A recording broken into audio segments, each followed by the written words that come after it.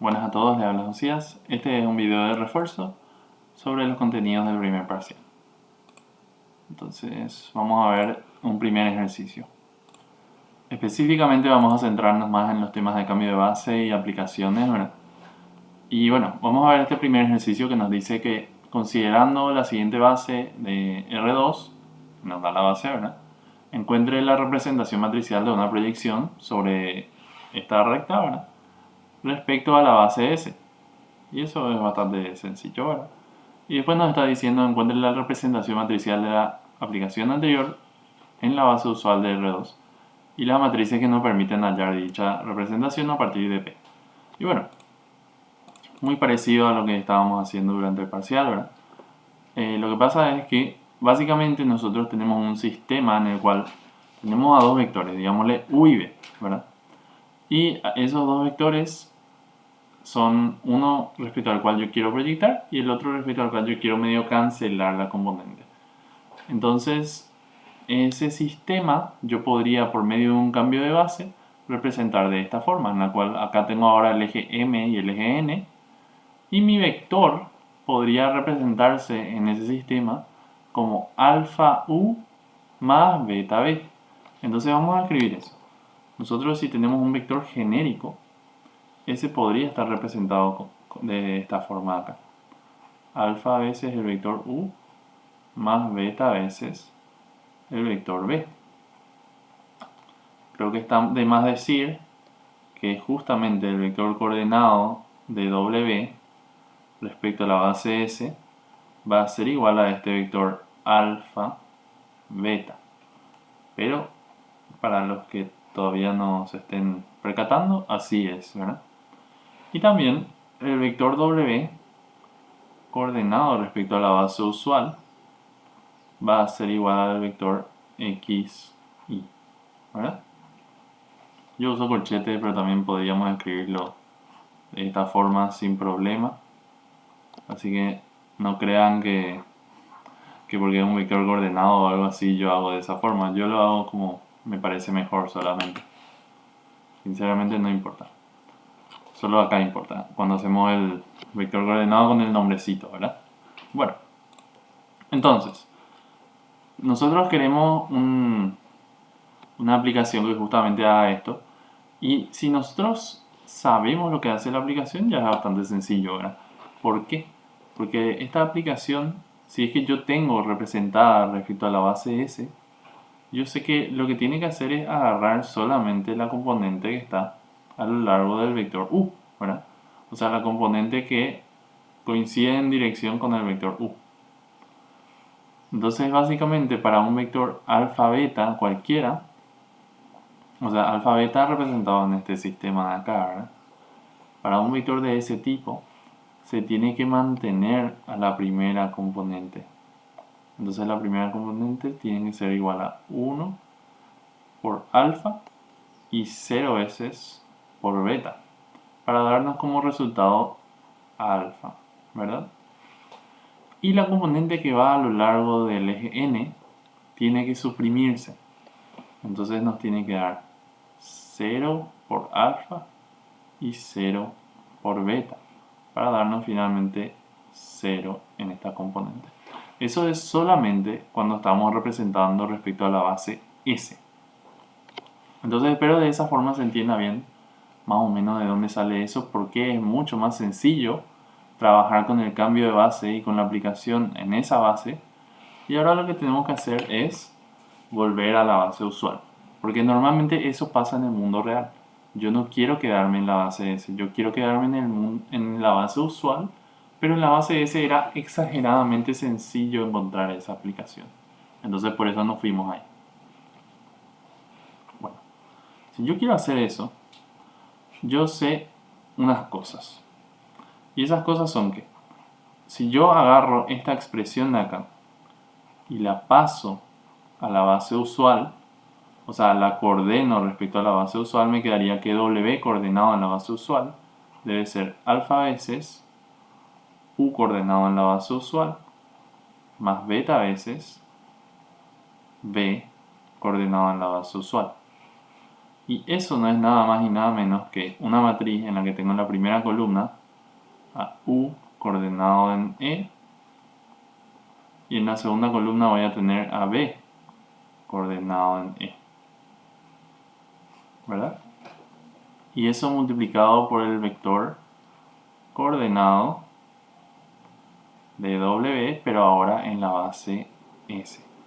Y esta es la matriz a la que yo normalmente le suelo llamar la matriz que representa a la base. En este caso sería la base S, ¿verdad? Este tipo de matriz se vuelve muy útil para nosotros justamente porque nos relaciona a este vector coordenado en S con el vector coordenado en la base usual. Y es esa la herramienta más importante que vamos a estar utilizando ahora. Vamos a ver cómo se ve nuestra matriz S para este caso. Para este caso sería el vector 1, 1 en la primera columna y el vector 1, menos 1 en la segunda columna. Entonces en este caso vamos a tener que básicamente W coordenado en E debe ser igual a 1, 1, 1 menos 1 por W coordenado en S. Y entonces esto es como una matriz cambio de base porque convierte un vector coordenado en una base en un vector coordenado en otra base. Y bueno, de esa forma podemos básicamente invertir esto si es que queremos el proceso inverso también. Entonces si yo quisiera representar a un vector coordenado en S, ¿verdad? Como una combinación de un vector coordenado en E, yo voy a hacer la inversa de esta matriz de acá. Ahora la inversa de esta matriz de acá yo ya la calculé previamente y me salió esto que les voy a mostrar ahora. Me salió 1 medio multiplicado por la matriz 1, 1, 1 menos 1. Bastante linda la inversa de esta matriz, por eso yo elegí justamente. Y bueno, una vez que tenemos todo eso, se vuelve muy sencillo ver cómo utilizar esto de acá. ¿Por qué? Porque básicamente yo tengo una aplicación, o sea, una representación matricial que acepta vectores coordenados en S y devuelve vectores coordenados en S. ¿Cómo yo convierto un vector coordenado en S en un vector coordenado en E? Muy sencillo, lo hago con esta matriz de acá. A esta matriz de acá vamos a llamarle P, pero nosotros sabemos, bueno, si le llamamos P se va a confundir, ¿verdad? Vamos a llamarle H, ¿verdad? Vamos a llamarle H. Yo sé que esta matriz S es justamente esta matriz H de acá, ¿verdad? No siempre es el caso que coincide con la representación que tenemos que utilizar, ¿verdad? Pero en este caso ocurre y se vuelve bastante útil para nosotros. Después le voy a llamar a la inversa de esta matriz justamente de la misma forma. H inversa. Y entonces yo sé que H convierte un vector coordenado en S en un vector coordenado en E si le multiplico por izquierda a ese vector coordenado en S. Entonces lo que sea que vaya a salir de esta matriz de acá, más vale que yo lo haga pasar por H. Entonces de este lado le voy a poner a la matriz H. Y como recordatorio solamente les voy a poner acá que eso sería la matriz S, ¿verdad? Bueno, después del otro lado, yo estoy ahora mismo recibiendo vectores coordenados en S. Sin embargo, yo quiero empezar a recibir vectores coordenados en E. Pero yo tengo una muy buena relación, que es esta de acá, que me dice que cualquier vector coordenado en S es igual a H inversa por el mismo vector, pero ahora coordenado en E. Entonces voy a usar eso. Voy a usar eso y me va a quedar H por P SS por ahora H inversa por el vector coordenado en E. ¿Y qué es lo que nos tiene que salir de acá? Ya hablamos de eso hace rato. Era un vector coordenado en S, lo pasé por H y se volvió un vector coordenado en E. ¿Qué vector coordenado en E es? Bueno, sería la proyección de W coordenada en E. Ahí está. Entonces esa es la forma en la cual esto se utiliza. Voy a hacer el producto muy rápidamente y voy a volver con ustedes para mostrarles qué es lo que me sale de ese producto de ahí. Bueno, acá llegamos, ¿verdad? Básicamente el producto de estas tres matrices de acá, que debe ser la representación en la base usual, es igual a esto de acá. Ahora, ¿había formas más sencillas de hacer esto? Puede ser. Pero este es un caso sencillo a propósito. Es un caso sencillo para que no nos perdamos en lo que es la complejidad de los números o de los tamaños de las matrices y podamos atender solamente al proceso. El proceso en sí va a seguir siendo así para los siguientes ejercicios. Es bastante parecido todo. Ahora tenemos a esto de acá. Este es el ejercicio del examen. Es lo que nos salió en el examen y es lo que nosotros vamos a estar haciendo ahora. El caso puede parecer totalmente distinto a lo que acabamos de ver. Sin embargo, el proceso se relaciona bastante. Ahora, ¿a qué me estoy refiriendo con esto? Nosotros tenemos ahora un espacio, o sea, un dominio y un codominio son los dos espacios vectoriales, ¿verdad? Nos está diciendo que queremos una matriz cambio de base en el ítem A y en el ítem B. Y para hallar esas matrices cambio de base, el proceso va a ser muy similar a lo que habíamos visto anteriormente. Ahora mismo estamos tratando con polinomios, sin embargo, el proceso es muy similar porque si nosotros pensamos de la siguiente forma, a ver, si tenemos un polinomio, y no sé qué tan bien se estará viendo ahí, me voy a mover acá. Si tenemos un polinomio y lo podemos representar como una combinación única de otros polinomios que son una base, ¿verdad? En P2. Entonces, a ver, dado que los cambios de base son aplicaciones lineales, nosotros podemos escribir que el polinomio coordenado en la base usual debe ser igual a alfa veces el polinomio el primer componente de la base, ¿verdad? Coordenado en la base usual y todo eso que habíamos visto en el ejercicio anterior. Y después de una forma u otra nos queda esto de acá, ¿verdad? Con un poquito de álgebra. Entonces básicamente esta matriz S la podemos utilizar ahora también para hacer los cambios de base. Y tenemos que, si nosotros queremos un polinomio en la base usual, o sea, un polinomio coordenado en la base usual, perdón, y tenemos un polinomio coordenado en la base S, nosotros tenemos que pasar por esta matriz S que sabemos cómo encontrar. Y la encontramos de esta forma, es bastante sencillo. Entonces voy a volver a mi esquinita, ahí estoy. Entonces vamos a ver cómo empezó el gabarito, por ejemplo, porque el gabarito en parte fue desarrollado por mí hacia el final, ¿verdad? Entonces yo lo hice de esta forma y por eso ya decidí no escribirlo de vuelta. Básicamente lo primero que vamos a hacer es hallar justamente estas matrices. Estas matrices de cada una de las bases es simplemente lo que describe ahí. Es una matriz que tiene en sus columnas los vectores coordenados de cada base respecto a la base usual de cada espacio en particular que se está analizando. Entonces esto ocurre para la base M y para la base N. Las dos nos dan unas matrices de identidades bastante bonitas, ¿verdad? Entonces esas son las bases usuales nomás luego para esos respectivos espacios. Y después tenemos esto para la base S y para la base T. Ahora, como en el ítem A nos pide una matriz cambio de base L que convierta a un vector coordenado en S en un vector coordenado en M, yo puedo hacer una cosa muy interesante ahí. Yo sé que la matriz S por un vector coordenado en S es igual a la matriz M por un vector coordenado en M. Sin embargo, esta matriz M es una matriz identidad. O sea, vamos a escribirlo en color naranja para que se note.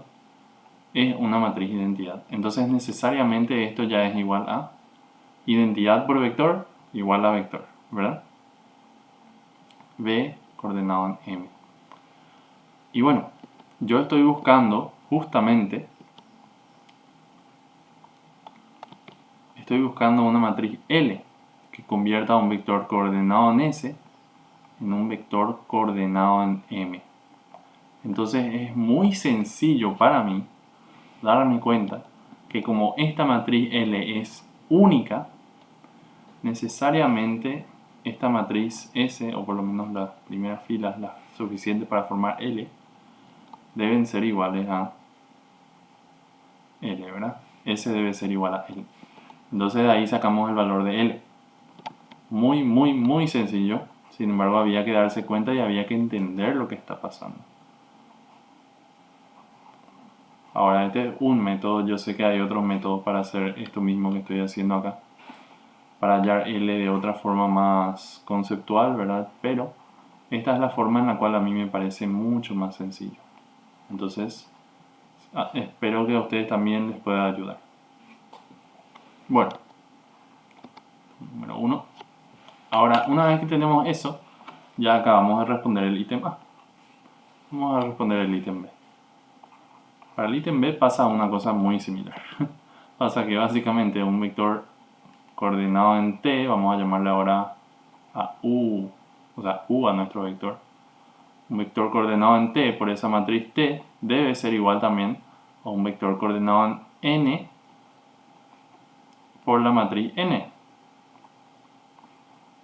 Pero esta matriz nuevamente es igual a una matriz identidad. Entonces nuevamente ocurre que este vector coordenado en N está así, ¿verdad? Bueno, entonces finalmente como también ahora se nos está pidiendo una matriz Q que convierta a un vector coordenado en T en un vector coordenado en N, nuevamente ocurre lo que había pasado en el ítem anterior. Ahora, yo les quiero decir una cosa. En este momento, yo en ningún momento les mencioné a ustedes nada de la matriz cambio de base de S a T o de T a S o de tal o cual cosa, ¿verdad?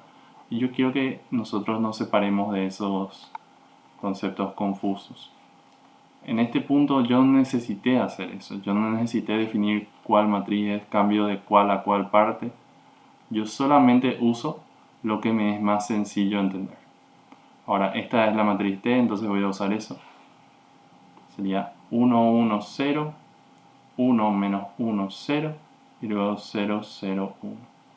Esa sería mi matriz Q. Ahora, vamos a pasar al siguiente ítem. Nos dice, determinar la representación matricial de la aplicación respecto a las bases usuales. Las bases usuales son estas que me dio acá. Además te dice luego que son las bases usuales, ¿verdad? Pero se nota luego que son esas de ahí, la M y la N. Entonces, como vamos a agarrar el valor de A, si es que todavía no nos dimos cuenta, es justamente la representación matricial de mi aplicación respecto a las bases T y S. Entonces, ¿qué pasó ahí? Bueno, más arriba y vamos a copiar de vuelta.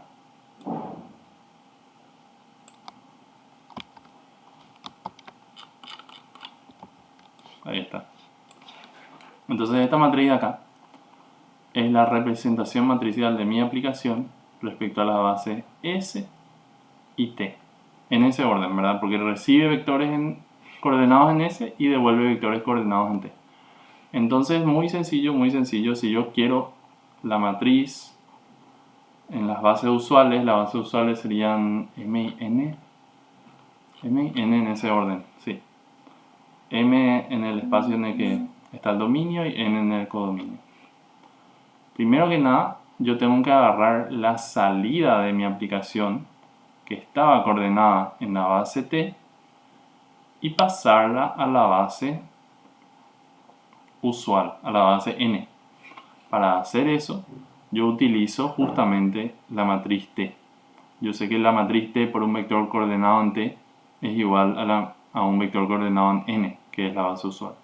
O puedo directamente usar Q, que sé que es igual a esto de todos modos. Entonces, para como llegar a la expresión que ustedes conocen, bueno, vamos a usar los dos, ¿verdad? Vamos a escribir acá T, para que se entienda, ¿verdad? Y del otro lado yo voy a tener, ¿qué cosa? Un vector coordenado en S. Pero este vector coordenado en S justamente también es igual a algo muy interesante. que es igual a ese vector coordenado en S. Bueno, yo sé que esto de acá es cierto. Entonces, si yo quiero reemplazar el vector coordenado en S, yo quiero agarrar ese vector de ahí, pasar la L del otro lado, L inversa, y multiplicarle por un vector coordenado en M, ¿verdad? O sea, el mismo vector es siempre, pero coordenado en distintas bases. Entonces, esto es lo que yo voy a meter dentro de mi expresión. Esto de acá. Vamos a llevarlo ahí. L inversa por B coordenado en M. Así. Entonces nos quedaría T. Acá me faltó un pequeño detalle. Esto no es, ya no es más eso que les puse, sino que sería F de B coordenado en N. Así. Ampliamos T por F ST por la matriz inversa L sería lo mismo que la matriz inversa S. Así está. Por el vector coordenado ahora en M. Y bueno, esto de acá no es nada más y nada menos que la expresión que queríamos nosotros. Esto sería F eval, o sea, F de Mn.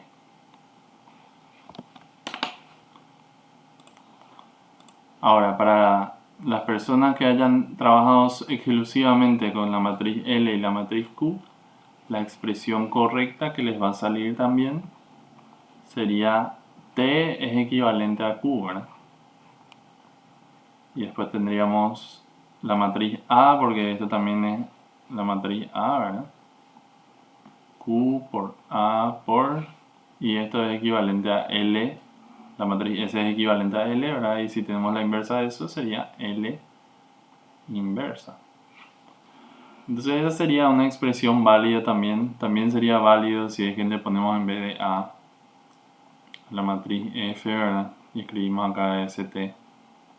Todo eso estaría estupendo si es que lo hacemos.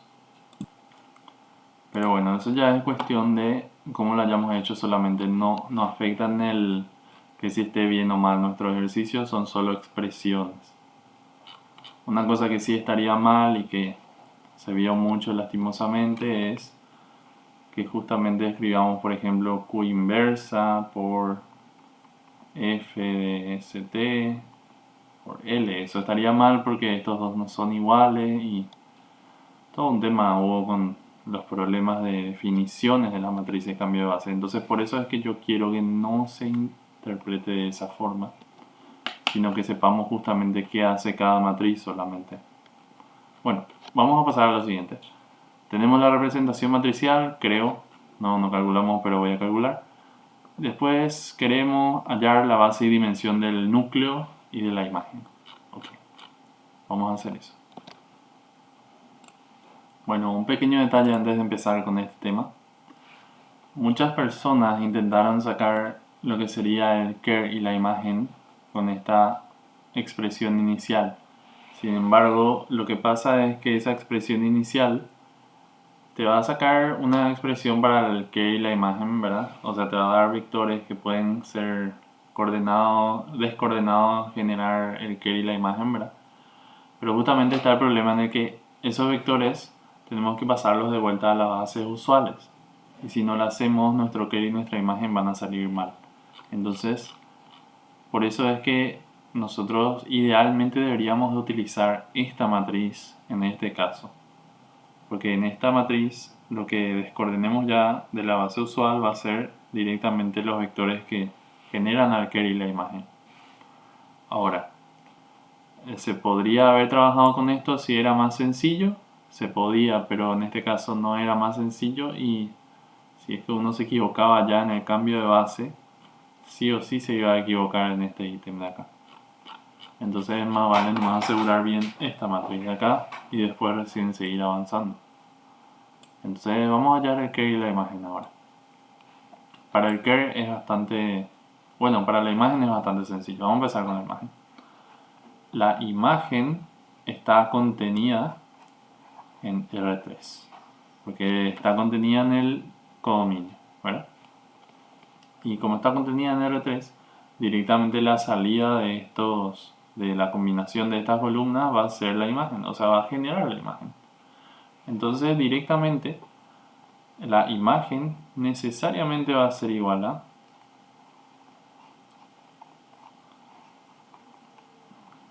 ln de estos vectores de acá, estos tres vectores de acá.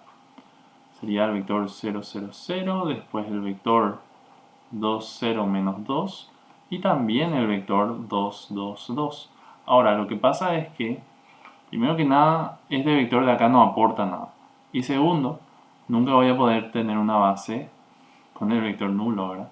Así que como no aporta nada, es un vector nulo que debería de eliminar yo, voy a necesitar, para conseguir una base por lo menos, usar solamente a estos dos vectores de acá. Y estos dos vectores de acá sí son linealmente independientes. Entonces, vamos a escribir eso. Directamente una base válida para este ítem de acá sería 2, 0, menos 2 y luego 2, 2, 2. Sin embargo, combinaciones de esta base también estarían correctas. Luego, la dimensión de esto, dimensión de todo eso que escribí ahí recién, ¿verdad? Todo esto de acá, sería directamente igual a 2 porque hay dos elementos en la base. Dos elementos independientes significa dos dimensiones. Ahora, para el care hay un pequeño truquito que yo había hecho en el gabarito, ¿verdad? Pero básicamente el care, o sea, la dimensión del care al menos, la dimensión de esto, debe ser igual a la dimensión del dominio. La dimensión del dominio sería la dimensión de P2 menos la dimensión de la imagen. Entonces vamos a tener acá la dimensión de la imagen de F. Entonces como esto es igual, el dominio en este caso tiene dimensión 3 y la imagen tiene dimensión 2, directamente la imagen la dimensión del care debe ser igual a 1. Ahora, de esta expresión de acá es bastante sencillo sacar el care. Sin embargo, si es que no nos dábamos cuenta, vamos más a escribir, ¿verdad?, cómo se va a ver esto. Si es que yo tenía un vector coordenado que pertenece al care, vamos a llamarle MNP, ¿verdad?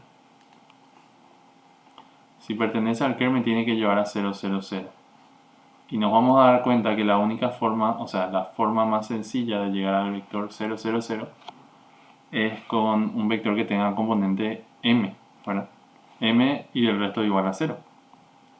Entonces, el care de f directamente va a estar generado por este vectorcito de acá, el vectorcito 1, 0, 0. Pero ¿esto está bien o está mal? Les voy a dejar la pregunta y vuelvo con ustedes. Bueno, esto está mal, ¿verdad? Porque este no es un polinomio. El polinomio que se corresponde a este vector coordenado sería el polinomio 1. No sé si se escuchó eso, mis auriculares me avisaron algo. Pero el polinomio 1 es el que es el coordenado que se corresponde con este vector MNP que pertenece al care, justamente. Y bueno. Entonces ahora ya tenemos también una base para el care. Una base para el care sería este vectorcito 1, ¿verdad? O tal vez el vectorcito 2, o tal vez el vectorcito 3, no sé. Puede ser cualquier constante siempre y cuando no tenga t ni a t cuadrado, ¿verdad? Tiene que ser un polinomio que tiene solamente un coeficiente. Y bueno, después la dimensión ya la hallamos acá, así que no lo voy a mencionar de vuelta. Finalmente tenemos un último ítem. No, nos falta decir si es inyectiva, sobreyectiva o biyectiva. Creo que eso está bien justificado en el gabarito, así que les voy a recomendar que lo vean. Pero básicamente no es inyectiva porque la imagen, o sea, el care no está vacío. Después no es sobreyectiva porque la imagen no es igual al codominio. Y tampoco va a ser biyectiva porque no es ninguna de las dos. Entonces ahí ya está en pocas palabras lo que está pasando ahí. Finalmente tenemos que hallar todos los vectores P pertenecientes a P2, tales que aplicados por F nos den el vector 0, 1, 2. Y bueno, vamos a hacer eso en el último ítem ahora. Copiando esto de acá, ¿verdad? Ítem F. Vamos a cambiar el nombre del vector para que sea otro de acá. Pero tenemos básicamente un vector coordenado de x y z. Vamos a escribirlo que esto es un vector coordenado de P. Y nos tiene que dar el vector 0, 1, 2, según recuerdo. Entonces 0, 1, 2. Y bueno, yo voy a escalonar un poquito el sistema y vamos a ver qué nos sale. Entonces vuelvo con ustedes. Bueno, estamos de vuelta acá. Entonces básicamente de estas expresiones acá, ¿verdad? Puedo sacar muy fácilmente que la y está fijada al valor menos 0,5. La z está fijada al valor 0,5 y la x puede valer cualquier cosa. Entonces básicamente un polinomio en t genérico que pertenece a este conjunto tiene la siguiente forma: x menos 0,5 por t más 0,5 por t cuadrado. De esa forma. Para todo valor de x que pertenezca a los reales. Entonces esa sería la solución completa para este sistema de acá. Y bueno, creo que ya nos extendimos bastante, pero ese era el tema del examen explicado así paso a paso, cómo hacer cada cosa. Ahora, último, para dejarles un pequeño ejercicio, les voy a mostrar lo siguiente. Les dejo esto de tarea, sería considerando la siguiente base de R2, y ahora tenemos una base de dos vectores que no son perpendiculares entre sí. Nos dice encontrar la representación matricial de la proyección sobre esta línea, ¿verdad?, paralela a esta otra línea respecto a las bases S. ¿Verdad? Y bueno, después nos dice encuentre la representación en la base usual. Es exactamente el mismo ejercicio que el primero que vimos, solo que ahora es una proyección paralela. Y por ende podría parecer más complicado, pero la realidad es que es bastante sencillo. Así que voy a ver si les dejo una última pregunta al final, y si no, bueno, eso es el final del video. Nos vamos a ver la próxima.